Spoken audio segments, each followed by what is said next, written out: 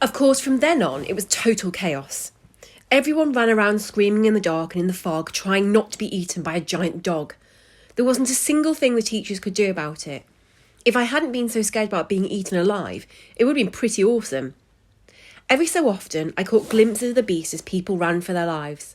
I saw growling and running, barking and shoving, tail wagging and screaming. Wait, tail wagging? That didn't seem very scary. I looked again and saw a sloppy tongue flapping happily around. That wasn't very scary either. As the fog cleared a little, I finally got a proper look at this enormous creature.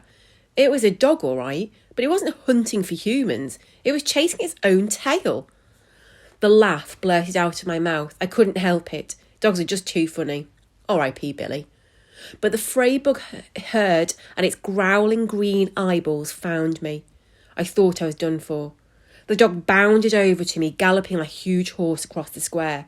It leaped into the air, its mouth wide open, ready to swallow me whole. But it didn't. It landed on top of me, pinning me down with its lion-like paws and licked my face like an enormous happy puppy. Its tongue was like one of those massive dead fish you see behind the counter in the supermarket, and it smelled like one too. Disgusting.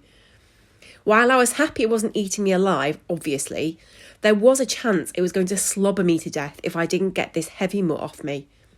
Suddenly I heard someone's footsteps running towards us.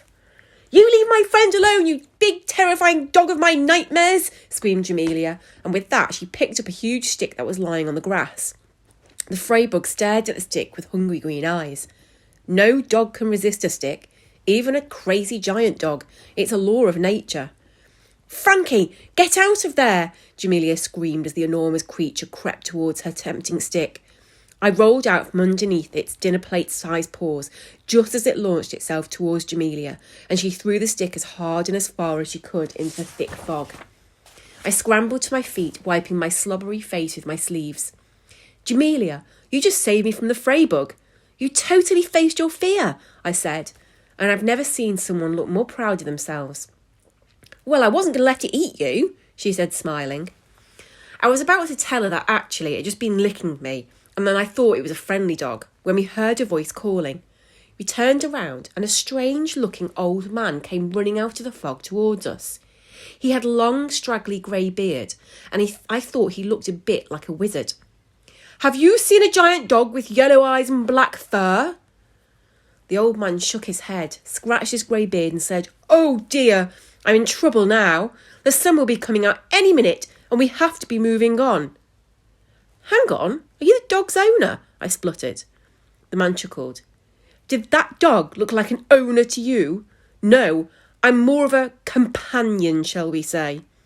"It won't eat anyone, will it?" Jamilia asked, and the man burst out laughing again. "No, that silly old thing is a firetarian," he said. "A fire what?" I replied. "A firetarian. It only eats the burning embers of a dying fire." "Where did you think all this smoke came from?" he explained, gesturing round. "Oh, we thought it was fog," I said. "You mean he's not scary?" Jamilia asked. "Of course not. He's a big softy. Now, where did he get to?" "I threw a stick for him and he ran off to fetch it," explained Jamilia, and the man shook his head with concern. "I'm supposed to keep him on his lead, but the poor old thing only gets to go for walkies once a year, so I like to let him to have a run about," he said. "I've got a dog whistle for emergencies, but I must have dropped it in the chaos. I'll never find it on the ground in the dark." That's when it hit me. "My pencil case!" I cried. The man looked puzzled. "How's that going to help?" Jamilia grinned at me. "Frankie's pencil case has a whistle," I smiled. I quickly opened up my school bag and pulled out my mum-made pencil case. After a few little fiddles, I found the emergency whistle. Well, I blew the whistle and the fray bug came bounding over, puffing smoky fog from its wet nose. The old man held up his hand. I was becoming more and more convinced that he was a wizard, and the dog stopped. The man reached into his pocket and pulled out a smouldering lump of coal. "Sit! Lie down! Stay!" he commanded, and the fray bug obeyed. The man shot me and Jamilia a smile.